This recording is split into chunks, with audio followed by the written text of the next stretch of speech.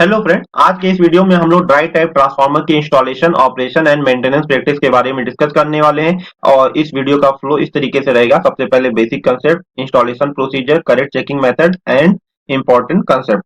तो चलिए स्टार्ट करते हैं। ट्रांसफार्मर क्या होता है? ट्रांसफार्मर एक डिवाइस है जो कि अल्टरनेटिंग करंट को एक वोल्टेज से दूसरे वोल्टेज पे कन्वर्ट करता है। और ये स्टेप अप या स्टेप डाउन टाइप का होता है और ये वर्क करता है मैग्नेटिक इंडक्शन प्रिंसिपल पर। और ये एक स्टैटिक डिवाइस है जिसमें कि कोई भी मूविंग पार्ट नहीं होता है। इस इमेज में आप देख सकते हैं कि ट्रांसफार्मर किस तरीके से वर्क करता है। इसमें एक प्राइमरी वाइंडिंग है, एक सेकेंडरी वाइंडिंग है और बीच में एक कोर है। कोर का काम फ्लक्स को ट्रांसफर करने के लिए किया गया है। अभी इस वीडियो का टॉपिक है ड्राई टाइप ट्रांसफार्मर। तो ड्राई टाइप ट्रांसफार्मर में liquid as a cooling medium और या इंसुलेटिंग मीडियम नहीं यूज किया जाता है। और इसमें वाइंडिंग और कोर जो रहते हैं वो टोटली इनक्लोज रहते हैं एक चैम्बर में, जो कि एयर या प्रेशराइज गैस से फिल होते हैं। और ये जनरली यूज किया जाता है इंडस्ट्रीज या वेरियस एप्लीकेशन जहाँ पे सेफ ज्यादा सेफ्टी का रिक्वायरमेंट होता है या इन्वायरमेंट का कुछ इशू रहता है। ये किसी भी uneven conditions like high humidity, fire risk और सिस्मिक इवेंट में वर्क कर सकते हैं। मेनली दो टाइप के ड्राई टाइप ट्रांसफार्मर होते हैं, एक cast resin dry type transformer, दूसरा वैक्यूम प्रेशर इम्प्रेग्नेटेड ट्रांसफार्मर। अभी ट्रांसफार्मर के अंदर का आप कंस्ट्रक्शन देखेंगे तो आपको कुछ इस तरीके से दिखेगा। इसके वाइंडिंग और कोर जो होते हैं वो टोटली इनक्लोज रहते हैं। और सबसे पहले तो कोर आएगा, फिर उसके बाद आपका एलवी का वाइंडिंग आएगा, उसका इंसुलेशन आएगा, और उसके बाद एचवी का वाइंडिंग आएगा। और उसके ऊपर आप देखेंगे कि इपॉक्सी रेजिन और क्वार्ट्ज पाउडर का इंसुलेशन रहता है। और इसके अलावा ये एक फ्रेम में क्लैंप रहते हैं। और तो ड्राई टाइप ट्रांसफार्मर के मेन पार्ट क्या है? टेप चेंजर हो सकता है, एलवीएचवी का टर्मिनल, कूलिंग अरेंजमेंट और WTI control panel. Dry type transformer कुछ इस तरीके से दिखता है, जबकि आपका ऑयल टाइप ट्रांसफार्मर जो होता है वो आपके ऑयल में डिप रहता है। तो आपको वहां पे वाइंडिंग किस तरीके से किया गया है वो आप ऑब्जर्व कर सकता है, बट इसमें आप वाइंडिंग को डायरेक्टली देख नहीं सकता है। अभी ड्राई ट्रांसफार्मर का वाइंडिंग इंसुलेशन जो होता है वो दो टाइप का होता है, एक cast resin dry type transformer, दूसरा वैक्यूम प्रेशर इम्प्रेग्नेटेड ट्रांसफार्मर। अभी कास्ट रेजिन ड्राई ट्रांसफार्मर का इमेज हम लोगों ने पहले देखा है, वही कास्ट रेजिन ड्राई ट्रांसफार्मर है। तो ये टोटली इंक्लोज रहता है इपॉक्सी रेजिन के इंक्लोजर में। और इसका वाइंडिंग टोटली इंक्लोज है, तो इसमें मॉइस्चर अंदर घुसने का चांसेस ना के बराबर है। और ये सेफ है हाई मॉइस्चर प्रोन एरिया में। और इसमें सेकेंडरी वाइंडिंग और प्राइमरी वाइंडिंग टोटली मोल्डेड होते हैं और सॉलिड मास में होते हैं। तो इसमें आप वाइंडिंग को देख नहीं सकते हैं। तो इसका एडवांटेज ये है कि ये शॉर्ट टाइम ओवरलोड कैपेसिटी इसका हाई रहता है, लोअर लोड लॉस होता है, हाई एफिशिएंसी होता है, can be fitted in outdoor conditions also, and moisture को एब्जॉर्ब नहीं करता है और इको फ्रेंडली है। इसके बाद आता है vacuum pressure impregnated dry transformer. तो जैसा कि नाम से पता चल रहा है कि इसमें जो हम लोग इनक्लोजिंग करते हैं वो वैक्यूम इन्वायरमेंट में करते हैं। तो वाइंडिंग को इम्प्रिग्नेटेड किया जाता है with resin with in A vacuum chamber. ठीक है। इससे फायदा क्या होगा कि कोई भी पोर जो डेवलप होते हैं जो ड्यूरिंग कास्टिंग वो नहीं होंगे।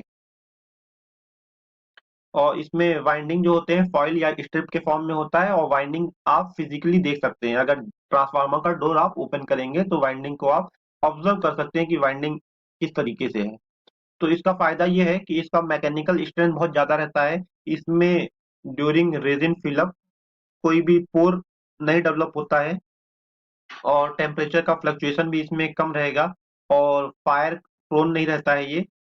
और सबसे बड़ी चीज ये है कि ये इजी फॉर मेंटेनेंस है, क्योंकि अगर वाइंडिंग में कुछ प्रॉब्लम आता है तो चांसेस है कि आप उसको रिपेयर कर सकते हैं। बट पहला जो आपने रेजिन टाइप ड्राई ट्रांसफार्मर देखा था उसमें क्योंकि वो इनकैप्सुलेटेड रहता है, तो उसमें आपका वाइंडिंग अगर खराब होगा तो आप रिपेयर नहीं कर सकते, पूरा पार्ट आपको चेंज करना पड़ेगा। ये vacuum pressure impregnated dry transformer का इमेज है और इसमें आप देख सकते हैं कि क्या डिफरेंस है दोनों ट्रांसफार्मर में। इसके बाद आता है कि ड्राई टाइप ट्रांसफार्मर में अलग अलग टाइप के कूलिंग का अरेंजमेंट किया जाता है डिपेंड अपॉन द रिक्वायरमेंट। तो आई ट्रिपल ई और आईईसी के कुछ स्टैंडर्ड हैं और उसके नॉमेनक्लेचर दिए हुए हैं। तो यहाँ पे आप देख सकते हैं कि सम ट्रांसफार्मर में वेंटिलेटेड सेल्फ कूल्ड, मतलब उसके इंक्लोजर को वेंटिलेशन दिया गया है और वो खुद से ही कूलिंग होंगे। तो इसका नॉमेनक्लेचर है A for I triple E, A N for IEC, air natural. इसी तरीके से ventilated force air cooled, AF है, या एएफ, एयर फोर्स। इसी तरीके से सील्ड सेल्फ कूल्ड, मतलब जीए या जीएनएन। तो ये एक नॉमेनक्लेचर है। तो अलग अलग रिक्वायरमेंट के हिसाब से हमको कूलिंग क्लास का सिलेक्शन करना पड़ता है अपने ट्रांसफार्मर के लिए। एडवांटेज क्या है ड्राई टाइप ट्रांसफार्मर के, तो इस ये मेंटेनेंस फ्री और पॉल्यूशन फ्री है, क्योंकि इसमें ऑयल का यूज नहीं किया जाता है। तो ऑयल का यूज नहीं किया गया है तो ऑयल लीकेज होने से जो इन्वायरमेंट को डैमेज होता है वो नहीं होगा। प्लस हमको बार बार टेस्टिंग करने की जरूरत नहीं है, क्योंकि इसके पार्ट्स टोटली इनक्लोज होते हैं। इसमें ट्रांसफार्मर इंस्टॉलेशन के टाइम में ट्रांसफार्मर के साइड में जो क्लियरेंस देना रहता है वो कम देना पड़ता है as compare to oil type transformer. और इसमें सिविल वर्क और फायर प्रोटेक्शन वर्क कम रहता है, फायर हैजार्ड्स होने के चांसेस कम है, और इसका लॉन्ग लाइफ रहता है, और डैम्प एरिया या मॉइस्चर प्रोन एरिया में ये सूटेबल है। इसके बाद डिसएडवांटेज क्या हो सकते हैं, तो सबसे पहला डिसएडवांटेज ये है कि for the same rating dry type transformer महंगा है as compare to oil type transformer. और second, dry type transformer is design for long life and इसका वाइंडिंग फेलियर होने का चांसेस भी कम है। बट अगर वाइंडिंग फेलियर होता है तो पूरा ट्रांसफार्मर आपको रिप्लेस करना पड़ेगा। इसको हम लोग कहाँ कहाँ पे यूज कर सकते हैं, तो सबसे पहले इसको केमिकल और फायर प्रोन इंडस्ट्री में यूज कर सकते हैं, फॉरेस्ट एरिया में यूज कर सकते हैं, इंडोर और अंडरग्राउंड सबस्टेशंस में हम लोग इसको प्रेफर करते हैं, एनवायरमेंट और सेंसिटिव एरियाज जहाँ पे ऐसा कुछ रिक्वायरमेंट है वहां पे यूज करेंगे, रिन्यूएबल जनरेशन जहाँ पे आपका सब स्टेशन पोल पे है और ट्रांसफार्मर ओपन में है और हमको ज्यादा मेंटेनेंस नहीं चाहिए क्योंकि रिमोट एरिया में ट्रांसफार्मर इंस्टॉल है, तो वहां पे हम यूज करेंगे। इसके बाद ड्राई टाइप ट्रांसफार्मर के कुछ रूटीन टेस्ट होते हैं। तो क्यों किए जाते हैं रूटीन टेस्ट, ड्यूरिंग इंस्टॉलेशन और कमीशनिंग किए जाते हैं और बहुत ही एसेंशियल है, क्योंकि ये चेक करते हैं कि ट्रांसफार्मर का performance as per the requirement है कि नहीं है। और रूटीन टेस्ट में सारे इलेक्ट्रिकल पैरामीटर और फिजिकल स्टैंडर्ड को चेक किया जाता है। और जो स्टैंडर्ड ड्राई टाइप ट्रांसफार्मर के लिए फॉलो किया जाता है वो IS 2026, IS 1117, IEC 6007 है। इसके अलावा इंस्पेक्शन क्या करना होता है साइट पे बिफोर इंस्टॉलेशन। आपका ट्रांसफार्मर साइट पे आ गया तो इंस्टॉलेशन करने से पहले कुछ इंस्पेक्शन करना पड़ेगा आपको। सबसे पहले इंक्लोजर चेक कर लेना है कि वो डैमेज तो नहीं है, फिटिंग डैमेज तो नहीं है, LV और HV साइड का जो बुशिंग होता है वो टूटा हुआ या क्रैक तो नहीं हुआ है, और लोअर्स जो दिए हुए हैं ट्रांसफार्मर में वो तो डैमेज नहीं है, और WTI या वाइंडिंग टेम्परेचर साइड ग्लास जो है वो टूटा हुआ तो नहीं है, और कोई भी बोल्ट लूज तो नहीं हो गया है। इसके बाद ट्रांसफार्मर सपोज आप लॉन्ग पीरियड के लिए यूज नहीं कर रहे हैं तो उसको किस तरीके से स्टोर करना है कि वो खराब ना हो। सबसे पहले उसको ड्राई और वेल वेंटिलेटेड लोकेशन पे आप रखेंगे, और सेकंड उसके ऊपर प्लास्टिक कवर कर देंगे ताकि उसके अंदर डस्ट कम जाए। और अगर लॉन्ग पीरियड के लिए आप उसको स्टोर कर रहे हैं एट लो टेम्परेचर तो सबसे पहले ट्रांसफार्मर को थोड़ा सा क्लीन करना है स्टार्ट करने से पहले, अदरवाइज डस्ट और मॉइस्चर की वजह से आपका ट्रांसफार्मर खराब हो सकता है। इसके बाद कोई भी ट्रांसफार्मर को इंस्टॉल करने के लिए एक इंस्टॉलेशन क्राइटेरिया होता है। तो इंस्टॉलेशन क्राइटेरिया में हमको कुछ रूल को फॉलो करना पड़ता है। सबसे पहले लेटेस्ट इंडियन इलेक्ट्रिसिटी एक्ट को फॉलो करना पड़ेगा, लोकल यूटिलिटी रूल्स और रेगुलेशन को फॉलो करना पड़ेगा, और IS स्टैंडर्ड्स को ड्यूरिंग सिलेक्शन इंस्टॉलेशन और मेंटेनेंस ऑफ ट्रांसफार्मर फॉलो करना पड़ेगा as a code of practice. और मोस्ट इंपॉर्टेंट थिंग कि इंस्टॉलेशन हमको अथॉराइज पर्सन से ही करना है, किसी भी आदमी से हम ट्रांसफार्मर का इंस्टॉलेशन नहीं करा सकते हैं। इसके बाद साइट सिलेक्शन के लिए हमको ऐसे प्लेस का सिलेक्शन करना है जहाँ पे इफिशिएंट कूलिंग हो ट्रांसफार्मर को, ताकि ट्रांसफार्मर ओवर हीटअप से खराब ना हो जाए। लोकेशन एंड फाउंडेशन क्राइटेरिया में हमको ये इंश्योर करना है कि साइट जो है एक्सेसिबल है फॉर इंस्पेक्शन। सेकंड, हमको इंश्योर करना है कि इंस्टॉलेशन का पोजीशन इस तरीके से हो ताकि winding temperature indicator rating diagram plate etcetera आप इजिली देख सकें। और साइट पे साइट क्लियरेंस होना चाहिए ताकि टेप चेंजिंग लिंक और ऑन लोड टेप चेंजर को आप इजीली ऑपरेट कर सके। इसमें फाउंडेशन का कुछ स्पेशल रिक्वायरमेंट नहीं होता है, बट सरफेस प्लेन होना चाहिए और सरफेस पे पानी जमा नहीं होना चाहिए। और अगर रोलर का यूज कर रहे हैं तो रोलर के लिए ट्रैक होना चाहिए, प्लस जहाँ पे आपका ट्रांसफार्मर फिक्स लोकेट हो गया है तो वहां पे आप रोलर को लॉक कर दें ताकि वो फर्दर मूव आउट ना करे। अगर आपका ट्रांसफार्मर ड्यूरिंग वर्किंग फेल होता है साइट पे तो हमको एक इंफॉर्मेशन जनरेट करना पड़ता है। तो उस इंफॉर्मेशन में लिस्ट ऑफ इंफॉर्मेशन होते हैं, तो वो इस तरीके से हैं। सबसे पहले KVA रेटिंग और voltage ratio, serial number of transformer, date of commissioning, date of supply, IR value, tap link और उसके डिटेल्स, और बुशिंग LVHV का डिटेल कि वो करेक्ट है या डैमेज है, एक्सेट्रा एक्सेट्रा। इसके बाद ट्रांसफार्मर को अलग अलग स्टेज पे चेकिंग किया जाता है। सबसे पहले आता है क्यूसी टेस्ट, वो ड्यूरिंग एक्चुअल प्रोडक्शन स्टेज पे चेक होता है।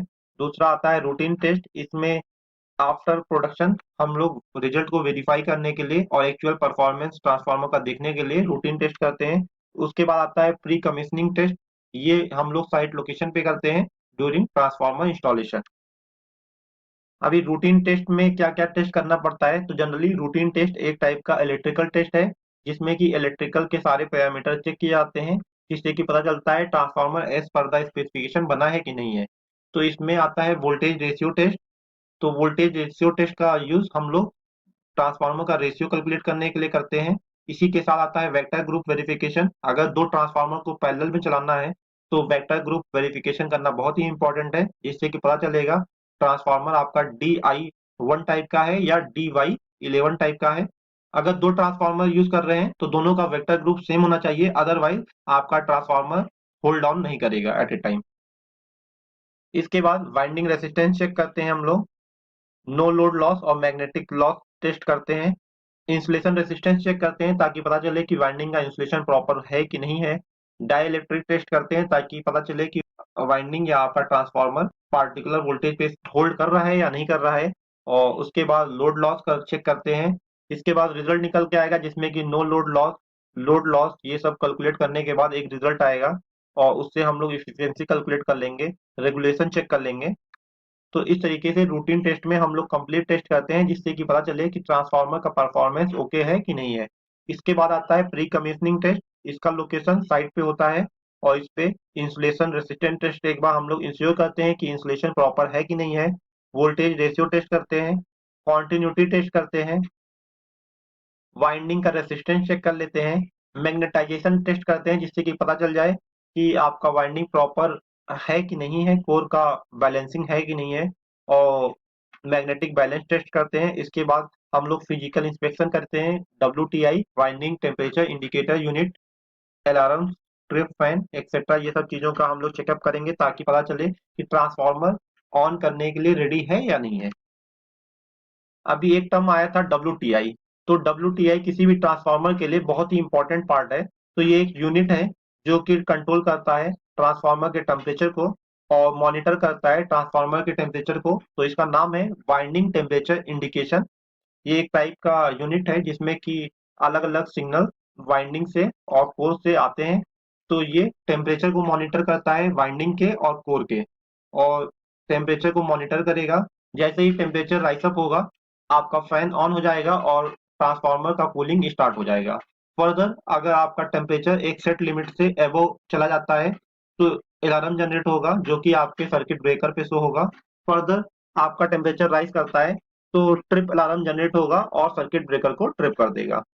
इस तरीके से WTI का फंक्शन है कि वो अलार्म जनरेट करे और ट्रिप सिग्नल जनरेट करे ताकि प्रॉपर प्रोटेक्शन ट्रांसफार्मर को मिल सके।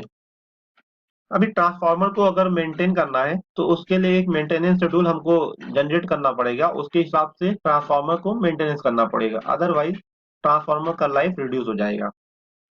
तो इसको हम लोग 3 ग्रुप में कैटेगराइज कर सकते हैं। पहला hourly inspection, quarterly inspection and yearly inspection. तो सबसे पहले पार्ट में हम लोग रेगुलर वे में मॉनिटर करेंगे ambient temperature, winding temperature, load end voltage. तो इससे हमको पता चलेगा कि ट्रांसफार्मर का टेम्परेचर राइज तो नहीं हो रहा है, ट्रांसफार्मर रेटेड करंट पे वर्क कर रहा है कि नहीं कर रहा है, ट्रांसफार्मर में कुछ इश्यूज तो नहीं आ रहे हैं। अगर कुछ इशू आ रहे हैं तो उसको हमें शट डाउन करके ट्रांसफार्मर को चेक करना है, और अगर प्रॉब्लम रिजॉल्वेबल नहीं है तो इसको हमें फॉर्म जो जिसने ट्रांसफार्मर सप्लाई किया उसको इन्फॉर्म करना है। इसके बाद क्वार्टरली में हम लोग चेक करेंगे बुशिंग्स को, बुशिंग्स में कुछ क्रैक्स तो नहीं आया है या बुशिंग के ऊपर कुछ डस्ट तो नहीं डिपॉजिट हो गया है। तो ये सब चीजों को हम लोग ऑब्जर्व करेंगे और बुशिंग को क्लीन करेंगे, ट्रांसफार्मर को क्लीन करेंगे। ये सब हम लोग को रेगुलर करना है ताकि डस्ट की वजह से अगर कुछ प्रॉब्लम क्रिएट होता है ट्रांसफार्मर में वो ना हो। ईयरली में हम लोग वाइंडिंग को चेक करेंगे और अर्थ रेजिस्टेंस चेक करेंगे। तो वाइंडिंग को चेक करने का पर्पस ये है कि इंसुलेशन प्रॉपर है कि नहीं है, और इसके अलावा रेजिस्टेंस अर्थ का और न्यूट्रल टर्मिनल का प्रॉपर है कि नहीं है। ये सब चीजें हम लोग ईयरली बेसिस पे चेक करेंगे। इसके बाद आता है एलवी और एचवी का कनेक्शन। तो एलवी और एचवी का कनेक्शन करने के लिए एक प्रॉपर प्रोसीजर ट्रांसफार्मर में फॉलो किया जाता है, क्योंकि यहाँ पे अलग अलग टाइप के बोल्ट्स होते हैं जो कि एलवी और एचवी बुशिंग्स में होते हैं। अगर आप एक सेट लिमिट से अबोव का टॉर्क उस पर अप्लाई करेंगे तो बुशिंग टूट सकता है या क्रैक हो सकता है। तो इसके लिए प्रॉपर टूल्स का यूज करना चाहिए, और इसमें अलग अलग टाइप के बोल्ट के लिए कितना टॉर्क का रिक्वायरमेंट है ये लिस्ट आउट होता है, तो उसके हिसाब से हमको टॉर्क अप्लाई करना चाहिए। इसके बाद आता है ट्रबल शूटिंग। तो ट्रबल शूटिंग में हमको क्या प्रॉब्लम आ रहा है, उससे रिलेटेड क्या रीजंस हो सकते हैं, उसके अकॉर्डिंगली हम लोग प्रॉब्लम को सॉल्व करना है। जैसे कि टेम्परेचर राइज हो रहा है तो देखना है कि ओवर वोल्टेज या ओवर करंट तो नहीं हो रहा है। अगर ऐसा कुछ सिनेरियो हो रहा है तो हमको टैप चेंजिंग करना है या लोड को कम करना है या पावर फैक्टर को इम्प्रूव करना है। इसके बाद अगर वाइंडिंग का फेलियर होता है तो उसमें चेक करना है कि कौन सा वाइंडिंग फेलियर हुआ है, मैकेनिकल डैमेज है या इलेक्ट्रिकल डैमेज है। इसके बाद कोर फेलियर होता है तो कोर फेलियर के रीजन क्या हो सकते हैं, कोर इंसुलेशन ब्रेकडाउन होगा या शॉर्ट सर्किट हो सकता है या ओपन कोर हो सकता है। तो उसके लिए टेस्ट कोर लॉस करना है। तो ये कुछ लिस्ट ऑफ प्रॉब्लम्स हैं जो कि हमको चेक करना है, और उसके कुछ सोल्यूशंस दिए हुए हैं, तो उसके अकॉर्डिंगली हम लोग को वर्क करना रहता है। ट्रांसफार्मर के साथ हमको क्या नहीं करना चाहिए, तो सबसे पहले हमको circuit tap link during energise condition में चेंज नहीं करना चाहिए। इसी तरीके से प्री कमीशनिंग टेस्ट के बिना उसको ऑपरेट नहीं करना चाहिए। पैरेलल में अगर कंडीशन सेटिस्फाई नहीं कर रहा है तो पैरेलल में यूज नहीं करना चाहिए। ट्रांसफार्मर को ओवरलोड कंडीशन में वर्क नहीं करना है। कनेक्शन लूज है तो उस पर वर्क नहीं करना है। ओवरलोड कंडीशन में ऑपरेट नहीं करना है। तो ये कुछ कंडीशन हैं जिसमें कि ट्रांसफार्मर को वर्क नहीं कराना है। इसी तरीके से ट्रांसफार्मर के साथ आप क्या कर सकते हैं, तो उसका प्रोटेक्शन सर्किट चेक कर सकते हैं, सेफ्टी चेक कर सकते हैं, सील चेक कर सकते हैं, पेंटिंग उसको करते रहना है। इस तरीके से एक बेसिक कंसेप्ट कि डाई टाइप ट्रांसफार्मर में क्या होता है और उसका इंस्टॉलेशन, उसका टेस्टिंग किस तरीके से किया जाता है, हम लोगों ने देखा। Thank you for watching my video. Keep watching and subscribe my channel for latest video and update.